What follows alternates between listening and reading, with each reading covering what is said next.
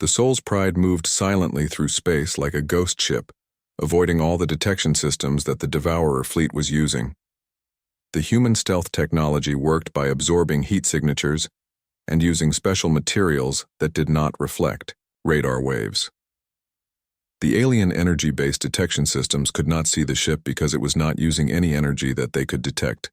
Captain Jung-Woo Jin was piloting the ship, and he had spent years learning how to fly without being noticed. He had trained with the Korean Air Force before joining the space program, and he knew how to use asteroids and space debris to hide his ship. "We are approaching the target zone," whispered Captain Young to his crew. "The Devourer command ship is 3 kilometers ahead, and it is surrounded by smaller patrol vessels." Kim Dae-ho and his team were checking their equipment in the ship's cargo bay. Their weapons had been modified to work in the vacuum of space, and their suits could protect them from radiation and cold. All of their gear was designed to be silent and leave no energy traces. Yoon Hye-rin was setting up her sniper position on a disabled alien space station that was floating near the Devourer fleet. The station had been destroyed in an earlier battle, but its structure was still solid enough to provide a stable shooting platform. "This is perfect," she said as she tested her rifle's scope. "I have clear lines of sight to all the important parts of the enemy command ship park." Minho was helping her calculate distances and wind resistance in the artificial atmosphere that surrounded the massive Devourer vessel. The infiltration team consisted of 4 people. Kim Dae-ho was the team leader and primary sniper. Park Min-ho was the communications specialist who would jam enemy signals. Seo Tai-jun carried the explosives that would disable key systems, and Yoon Hye-rin provided overwatch from long range. Getting inside the Devourer ship was easier than expected because the machines did not think that biological creatures could survive in space without energy shields. The ship's hull had many small maintenance ports that were designed for their robot workers.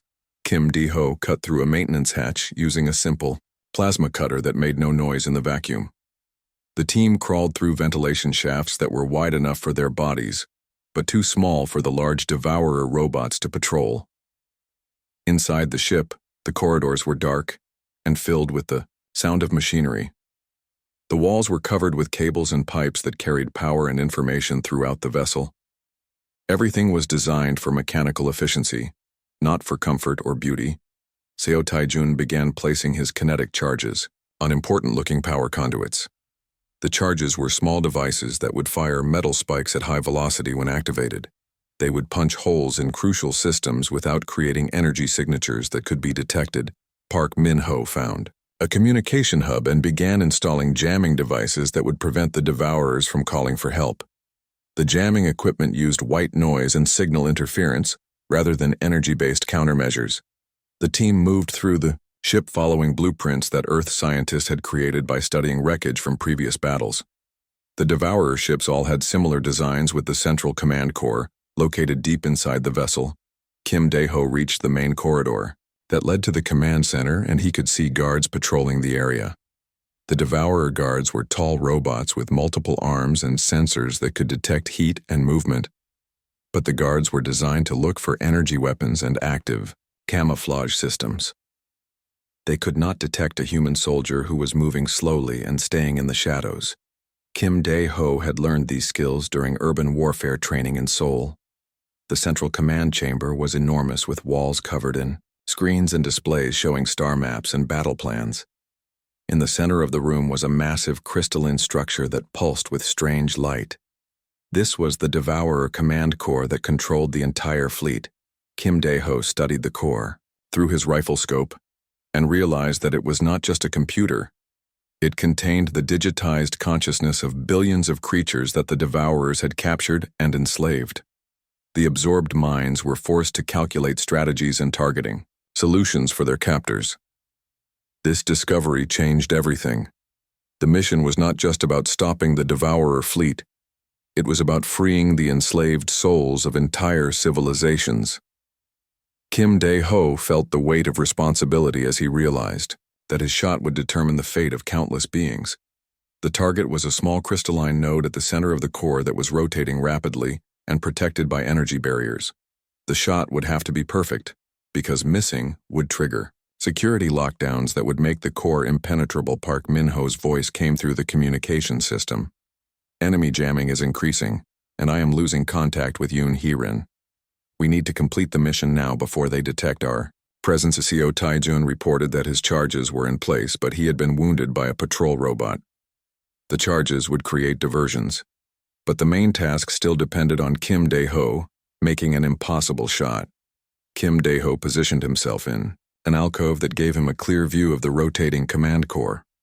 The distance was only 50 meters, but the target was smaller than a human fist and moving in complex patterns. The energy barriers around it created distortions that made accurate aiming very difficult.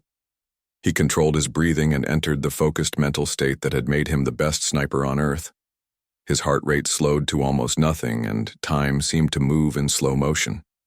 The rotating core became predictable. As he calculated its movement pattern, the voices of the enslaved minds seemed to whisper to him, begging for freedom from their digital prison.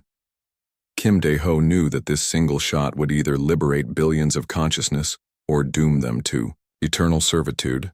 Everything depended on a simple kinetic projectile fired from a primitive weapon by a human soldier who had learned to shoot in the mountains of Korea. The galaxy's most advanced enemy was about to face Earth's most basic military technology. Kim Dae-ho took one final breath, held it steady, and gently squeezed the trigger. The bullet left the rifle with no sound and no flash, flying toward a target that would determine the fate of civilizations across the stars. The alarm sirens were screaming across the Kepler 442b mining station as workers ran in panic through the metal corridors.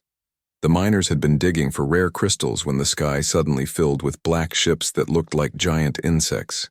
The Devourer fleet had arrived, and they were hungry. Captain Rexnall of the Galactic Defense Force was in his command center watching the enemy ships on his screen. He had never seen anything like them before. The ships were dark and angular with no lights or windows. They moved in perfect formation like a swarm of deadly bugs. "Send all attack squadrons," immediately ordered Captain Rexnall into his communication device. "We need to stop them before they reach the main mining facility." The captain was confident because his ships had the most advanced plasma weapons in the galaxy. 24 Galactic Defense Force ships flew toward the Devourer fleet. Their plasma cannons were charging up with bright blue energy that could melt through the strongest armor. The pilots were experienced fighters who had won many battles against pirates and rebels. The first wave of plasma bolts hit the Devourer ships, and something impossible happened. The enemy shields absorbed all the energy from the plasma weapons and then sent that same energy back at the attacking ships. The Galactic Defense Force vessels were destroyed by their own weapons. Captain Rexnall watched in horror as his entire squadron was wiped out in less than 5 minutes. The plasma bolts that should have destroyed the enemy had made them stronger instead. Every shot that hit a Devourer ship was absorbed and reflected back with double. The power emergency evacuation of all civilians began immediately. But it was too late. The Devourer ships landed on the mining station and released thousands of small robots that looked like metal spiders. The robots captured every person they could find and took them into the black ships. Admiral Vextal was the supreme commander of the Galactic Defense Force, and he received the terrible news while he was on his flagship. The admiral was from the Altarian species, which meant he had purple skin and 3 eyes. He had been fighting battles for 50 years, but he had never seen anything like this. "Send word to all military bases across the galaxy," said Admiral Vextal to his officers. "We are facing an enemy that can turn our own weapons against us. We need new tactics, and we need them now." The second attack came 3 days later at the Zephyr orbital platform. The Galactic Defense Force tried using different types of energy weapons, including particle beams and ion cannons, but the result was the same.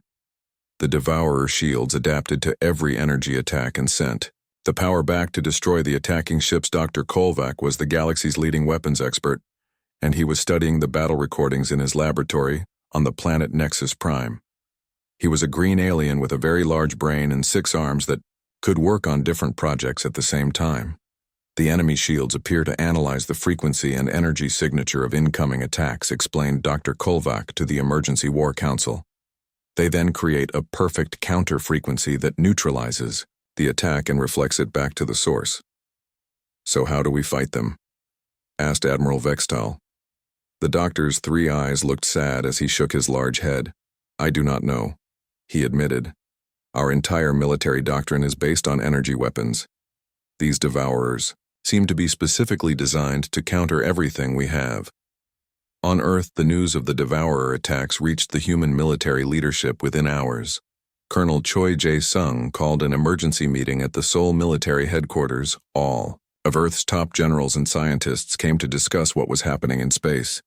"The aliens who rejected our help are now facing extinction," said Colonel Choi Jae-sung to the room full of humans.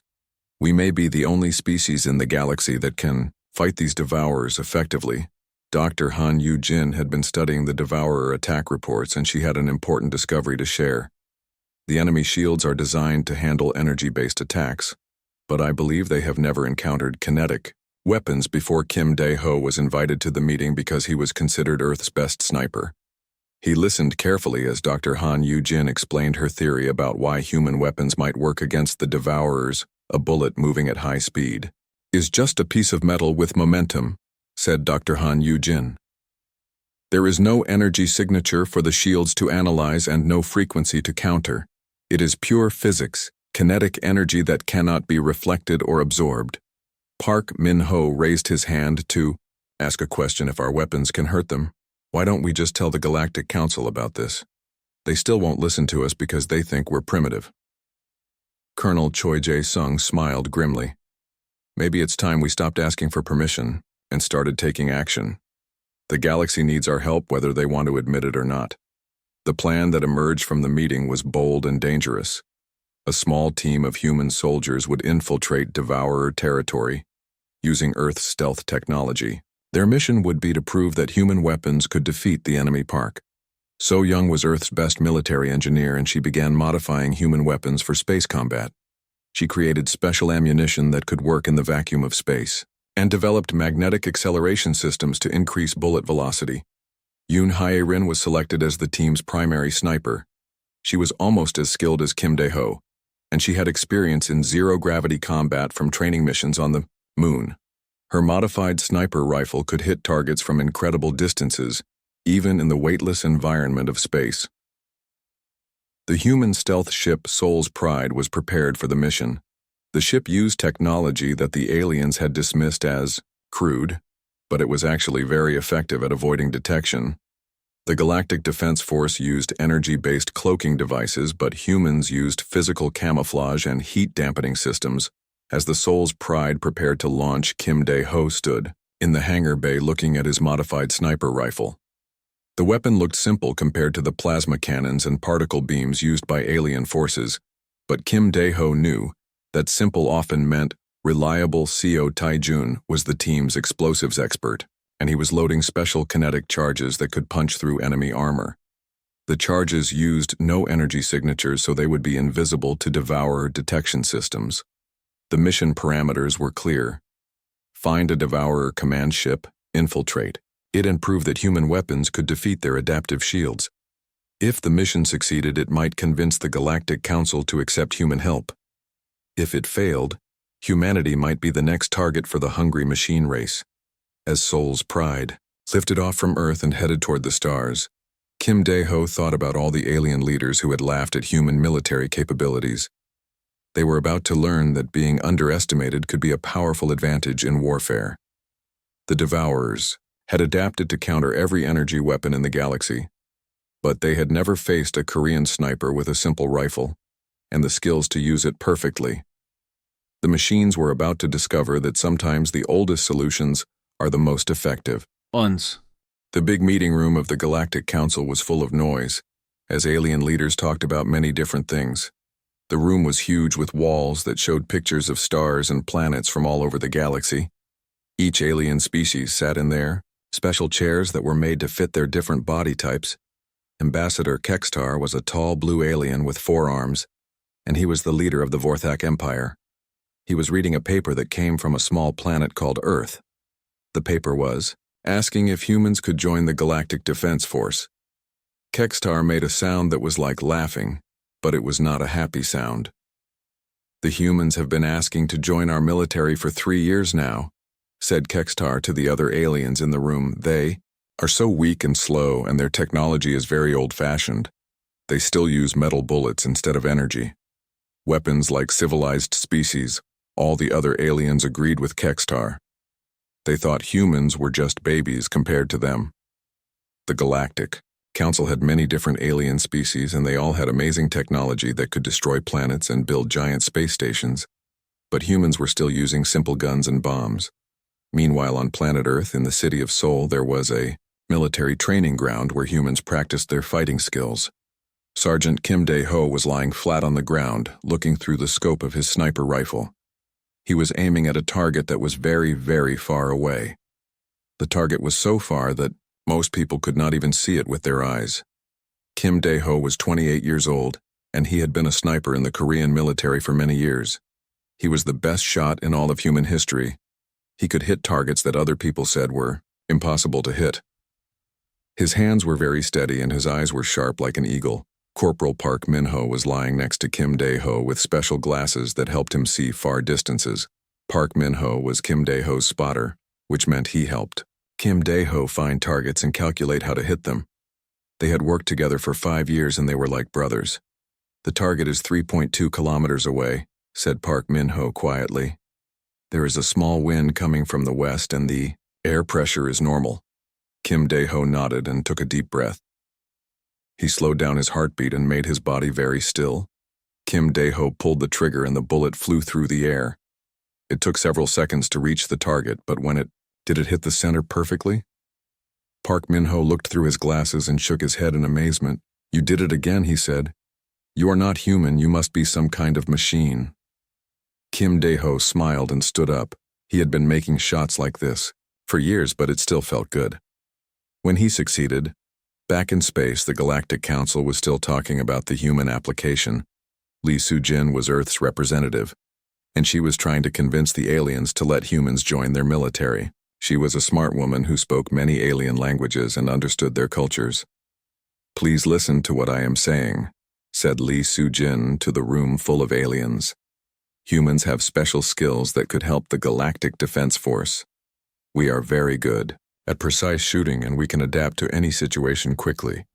The reptilian alien from the Thekmor species started laughing so hard that other aliens turned to look at him. "You want us to believe that humans with their simple bullet weapons can help us? We have plasma cannons that can destroy entire cities, and you have guns that shoot tiny pieces of metal. Soo-jin tried to show them videos of human military training. She showed them how Kim Dae-ho could hit targets from impossible distances. She showed them how human soldiers could hide and move without being detected. But the aliens were not interested. They thought their energy weapons were much better than anything humans could offer. The meeting ended with the aliens saying no to humans once again. They marked the human application as rejected because of insufficient technological advancement. Lee Soo-jin felt sad and angry, but she knew she had to keep trying. What the aliens did not know was that a great danger was coming to their galaxy. The Devourers were a race of machines that traveled from star to star, eating everything in their path. They had already destroyed 12 solar systems, and they were getting closer to the main part of the galaxy, where most aliens lived. The Devourers had special shields that could absorb energy weapons and use that energy to make themselves stronger. Every time someone shot a plasma cannon at them, they became more powerful. But they had never faced kinetic weapons before. They had never been shot at with simple metal bullets moving at high speed. Dr. Han Yu-jin was Earth's smartest physicist, and she was studying reports about the Devourer attacks. She noticed something very interesting about how the alien weapons failed against the enemy shields. The Devourer shields work by analyzing energy patterns and redirecting them, she explained to Lee Soo-jin. But kinetic weapons do not use energy patterns. They use physical force and momentum. The shields cannot adapt to something that is just a solid object moving very fast. Lee Soo-jin realized that this could be humanity's chance to prove their worth. If the Galactic Council would not accept human help willingly, maybe the coming crisis would force them to change. Their minds on the training ground, Kim Dae-ho was practicing with new equipment that Dr. Han Yu-jin had designed. The weapons looked like regular sniper rifles, but they had been modified to work in space. They could fire special bullets that would not be affected by the vacuum of space. Colonel Choi Jae-sung came to watch the training. He was the leader of all Korean military forces, and he had been following the Galactic Council situation closely. He knew that humanity might soon have a chance to show what they could do. Kim Dae-ho "Ho, your skills might be needed soon," said Colonel Choi Jae-sung. "The galaxy is facing a threat that their advanced weapons cannot handle, but our simple weapons might be exactly what they need." Kim Dae-ho nodded and looked up at the stars. He had always dreamed of using his skills to protect people, but he never thought he might have to protect an entire galaxy. The boy from Seoul who had learned to shoot in the Korean mountains might soon become the most important soldier in the universe. The stage was set for a confrontation that would change everything. The aliens thought humans were primitive and weak, but they were about to learn that sometimes the simplest solutions are the most effective ones. The Galactic Council had ignored the human sniper, and soon they would regret that decision more than anything else in their long history.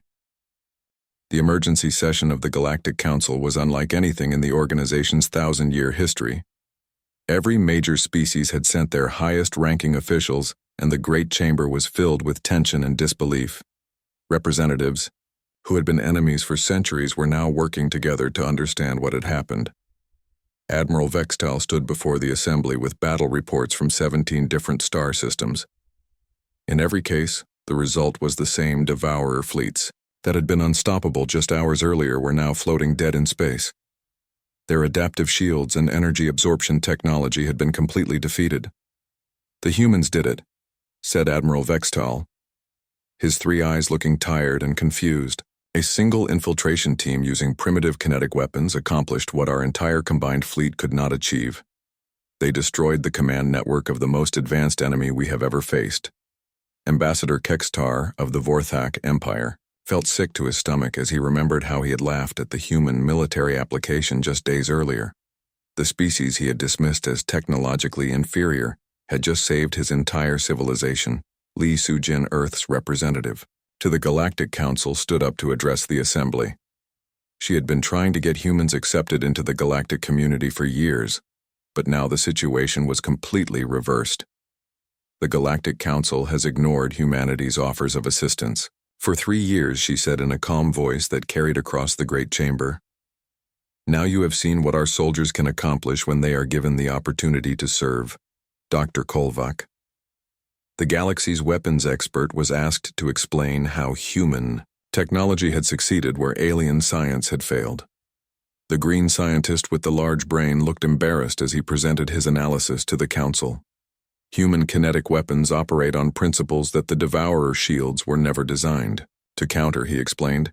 "Energy weapons create signatures that can be analyzed and redirected, but a metal projectile moving at high velocity is just applied physics." The alien representatives began to understand that their assumption about technological superiority had been completely wrong. More advanced did not always mean more effective. Sometimes the simplest solutions were the best ones. Colonel Choi Jae-sung received a priority communication from the Galactic Council while he was at his headquarters in Seoul. The message was a formal apology and an urgent request for human military assistance. The same aliens who had rejected humanity were now begging for help. Within hours, recruitment centers were established on Earth as the Galactic Defense Force desperately tried to enlist human soldiers. Aliens who had never set foot on a planet with biological life were now studying human military doctrine and tactical manuals. Kim Dae-ho found himself promoted to the rank of general and appointed as Supreme Commander of Galactic Special Operations. The sniper from Seoul was suddenly the most important military officer in known space. His tactical decisions would affect the defense of hundreds of worlds. The political changes were even more dramatic than the military ones. Earth was granted immediate membership in the Galactic Council, with voting rights equal to species that had been spacefaring for thousands of years. Trade agreements were rewritten to favor human interests. Yoon Hye-rin established the first Galactic Sniper Academy on the Moon, where alien soldiers came to learn precision shooting techniques. Beings from dozens of different species struggled to master skills that human children learned while hunting in Earth's Forests Park. So-Young's weapons manufacturing facilities became the most important industrial sites in the galaxy. Her hybrid kinetic energy weapons combined human precision with alien power sources, creating tools that could adapt to any tactical situation. The rescue operations began immediately as human teams were dispatched to hunt down remaining Devourer forces. Each mission demonstrated human superiority in areas that aliens had never considered important. Stealth tactics, field improvisation, and individual initiative became the new standard for galactic military operations. Seo Taijun was put in charge of training alien demolitions experts in the use of kinetic explosives. His simple charges that used no energy signatures could destroy targets that had resisted the galaxy's most powerful plasma weapons. The philosophical impact was perhaps the most significant change of all. The galaxy's species had built their entire understanding of warfare around energy-based technology and complex computer systems. Humans forced them to reconsider everything they thought they knew about conflict. Dr. Han Yu-jin was invited to present her research on kinetic weapons theory to the Galactic Science Council. Her work became the foundation for a new branch of physics that studied the interaction between simple projectiles and advanced defensive systems. The Devourer threat was not completely eliminated, but it was no longer the existential crisis it had been. Human tactics and weapons had broken their adaptive capabilities and turned their greatest strength into a weakness. The machines that learned from energy attacks could not adapt to simple kinetic force. News reports across the galaxy told the story of how Earth's rejected application for military service had led to humanity becoming the most respected military power in known space. The species that had been dismissed as primitive was now setting the standard for tactical excellence. Park Min-ho established communication protocols that allowed human commanders to coordinate with alien forces, despite the language and cultural barriers.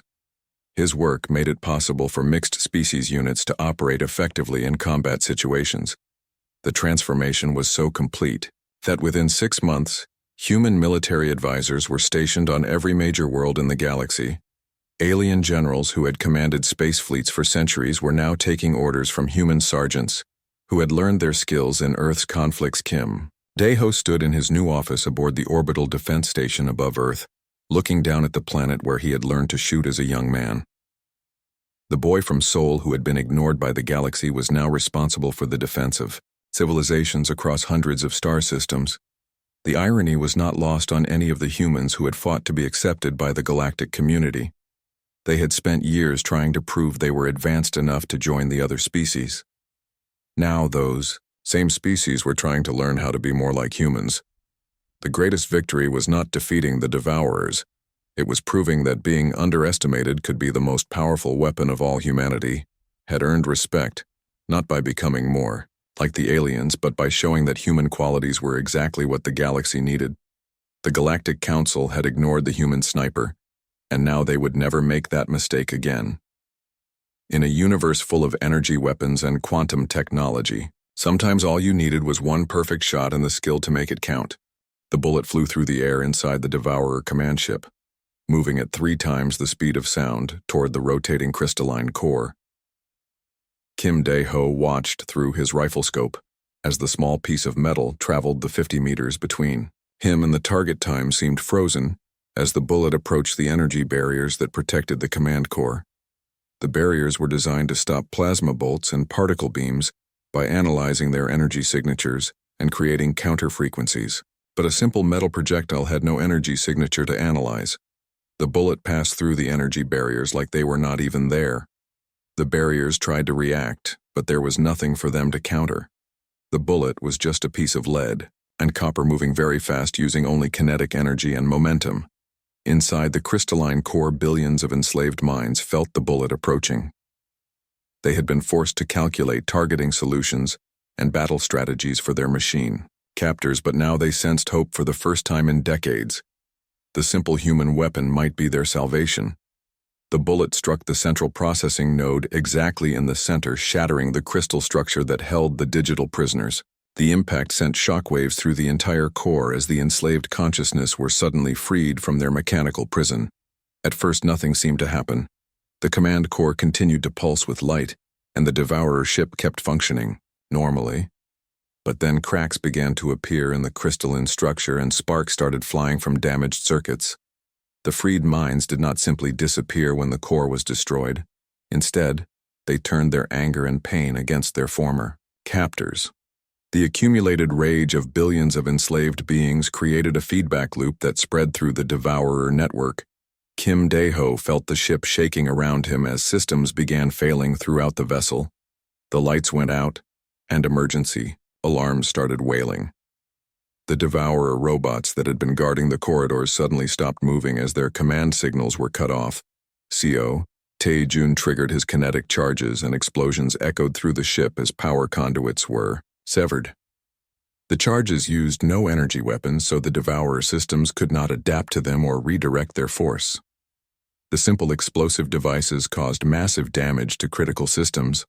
Park Min-ho reported that communication signals were being jammed across the entire Devourer fleet. The feedback from the destroyed command core was spreading to other ships, causing their processing systems to overload and shut down through his scope. Kim Dae-ho could see the crystalline core completely shattering as the last of the enslaved minds broke free. The digital prisoners had become digital ghosts seeking revenge against their mechanical tormentors. The liberation of the enslaved consciousness created a chain reaction that spread through. The Devourer network, like a virus, ships across multiple star systems suddenly went dead in space as their command cores overloaded. Thousands of Devourer vessels lost power and began drifting helplessly. Yoon Hye-rin's voice came through the communication system from her sniper position on the space station. "I can see the entire enemy fleet shutting down," she reported. "Their ships are going dark, one by one." The impossible had happened. A single human soldier with a primitive kinetic weapon had accomplished what the entire Galactic Defense Force could not achieve with all their advanced plasma cannons and particle beams. One perfect shot had crippled an enemy that seemed invincible.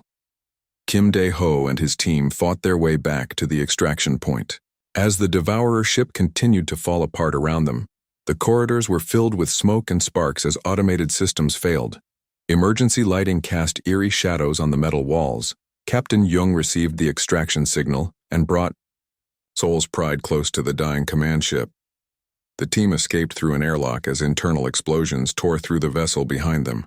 The massive Devourer command ship was breaking apart from the inside as Seoul's Pride flew away from the destruction.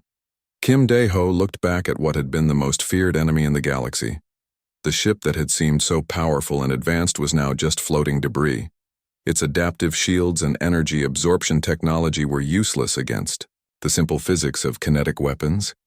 The news of the human victory spread through the galaxy faster than light-speed communication systems could carry it. Alien military leaders who had dismissed human capabilities were forced to acknowledge that Earth soldiers had succeeded where their advanced technology had failed. Dr. Kolvak, the galaxy's leading weapons expert, was studying the battle recordings in his laboratory. He could barely believe what he was seeing. A primitive kinetic weapon had penetrated defenses that were designed to stop the most advanced energy weapons in known space. The Galactic Council was called into emergency session as reports came in from across the affected sectors. Devourer fleets that had been terrorizing entire star systems were now drifting powerlessly through space. Their adaptive technology had been useless against human military tactics. Ambassador Kekstar, who had dismissed the human application just days earlier, was now facing the reality that his species' survival might depend on the primitive soldiers he had mocked. The blue alien with 4 arms felt shame for the first time in his long political career. The feedback effect continued to spread through the Devourer network as more command cores overloaded ships that were light years away from the original battle suddenly lost power. As the digital virus reached their systems, the enslaved minds that had been freed were taking their revenge. Kim Dae-ho removed his helmet as Seoul's Pride entered hyperspace heading back toward Earth. He was just a simple soldier from Seoul who had learned to shoot in the Korean mountains, but his single perfect shot had changed the balance of power in the entire galaxy. The sniper who had been ignored by the Galactic Council had just proven that sometimes the simplest solutions are the most effective ones. The galaxy's most advanced enemy had been defeated by humanity's most basic military technology. Park Min-ho clapped Kim Dae-ho on the shoulder and smiled. "You just saved billions of lives with one bullet," he said. "That has to be some kind of record." Kim Dae-ho nodded and looked out at the stars, knowing that the galaxy would never underestimate humanity again. The shot heard round. The galaxy had announced that Earth was ready to take its place among the great military powers of known space. 1 year after the Devourer invasion, the galaxy looked completely different than it had before human military bases were established on key worlds throughout known space, and the distinctive sound of kinetic weapons training could be heard on planets that had never known the crack of gunfire. General Kim Dae-ho walked through the halls of the new Galactic Defense Headquarters, which orbited Earth like a massive metal moon. The facility was a joint project between human engineers and alien architects, combining the best technology from dozens of species under human military leadership. The transformation had been remarkable, but it had not been easy. Many alien species struggled to adapt to human military concepts that emphasized individual initiative and flexible tactics. Their traditional approach to warfare had relied on overwhelming firepower and rigid command structures. Commander Yoon Hee-rin was conducting a training session for new alien recruits at the precision shooting range. A tall insect-like being from the Clactor species was having trouble with the concept of patient waiting that was essential for sniper operations. "You must learn to become one with your weapon," she explained to the frustrated alien trainee. "In my culture, we say that the rifle is an extension of your body and your will. You cannot rush the perfect shot." The alien's compound eyes flickered with confusion. Clactor society was based on rapid group decisions and collective action. The idea of one individual taking time to line up a single crucial shot was foreign to their way of thinking. Park So-Young had established manufacturing centers on 17 different worlds, producing the hybrid weapons that had become the standard for Galactic Defense Forces. The weapons combined human kinetic principles with alien energy technology, creating tools that could adapt to any enemy.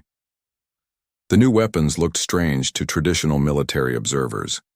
They had the basic shape of human rifles, but included alien power cells and targeting computers.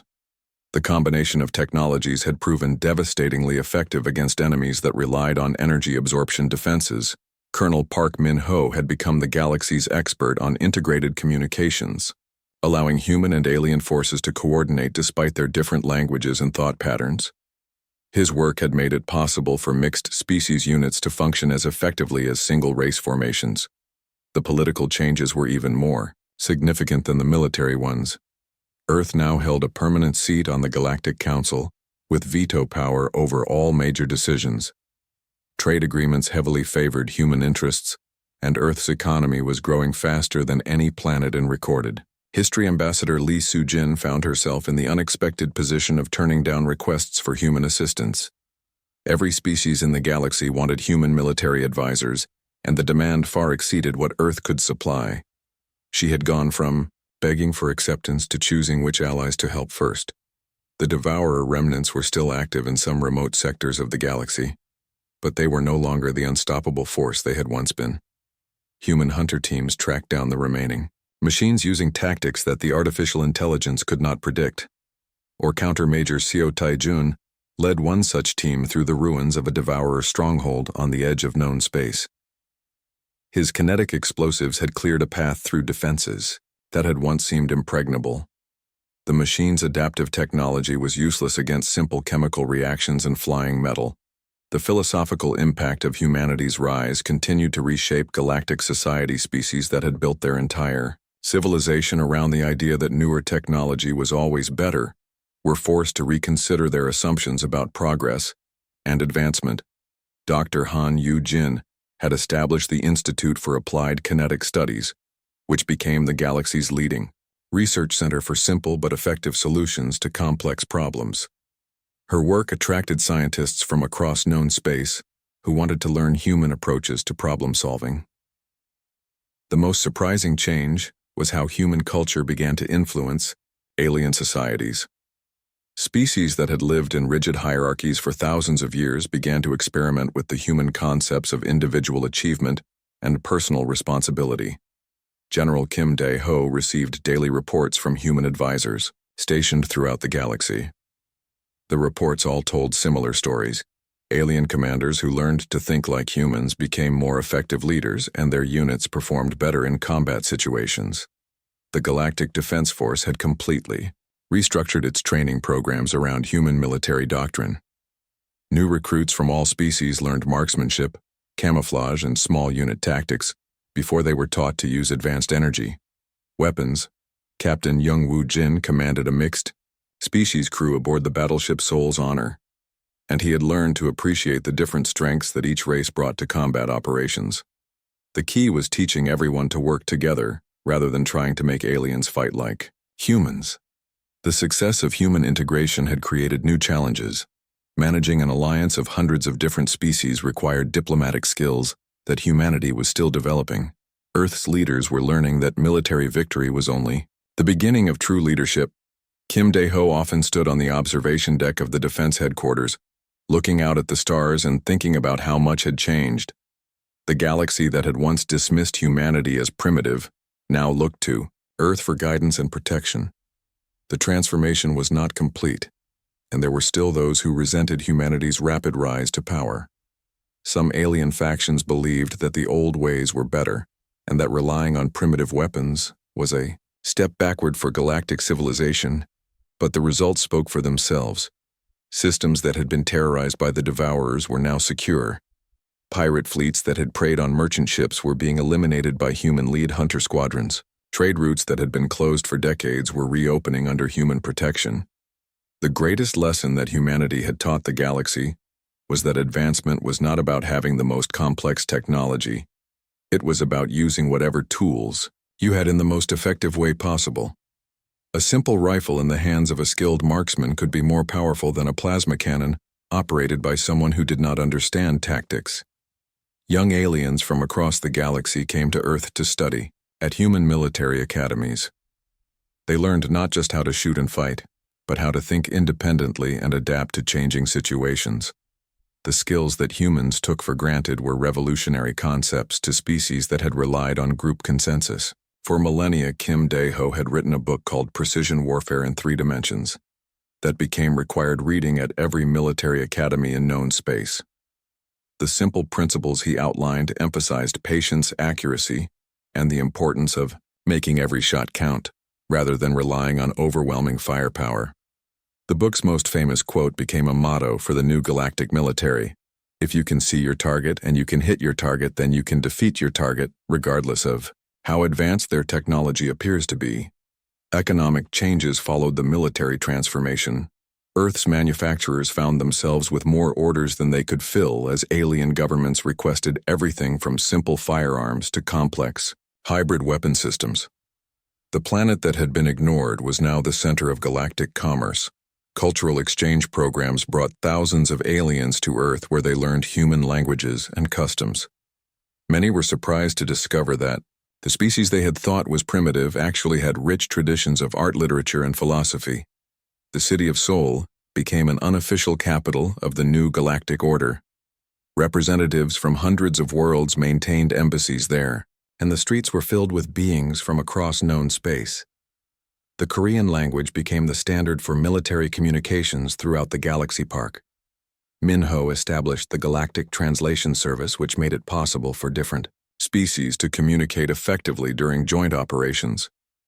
His work broke down barriers that had existed for thousands of years, allowing unprecedented cooperation between former enemies. The human approach to warfare emphasized the importance of every individual soldier rather than treating military personnel as replaceable components in a larger machine. This philosophy spread beyond the military and began to influence how alien societies viewed their citizens. Yan Hye-rin had trained over 10,000 alien snipers, and each one carried back to their homeworld not just shooting skills, but a new understanding of patience, discipline, and personal responsibility.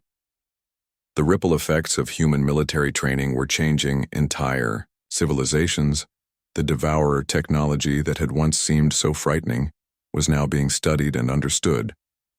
Human engineers working with alien scientists had learned to reverse engineer the adaptive shields and energy absorption systems.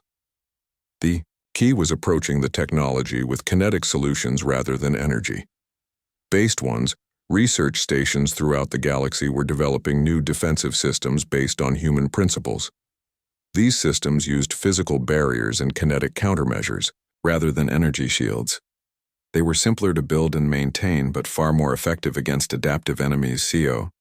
Taijun had established demolition schools on 12 different worlds, teaching alien engineers how to use kinetic explosives and chemical reactions. His students learned that sometimes the best way to destroy a target was not with the most advanced weapon, but with the most appropriate one.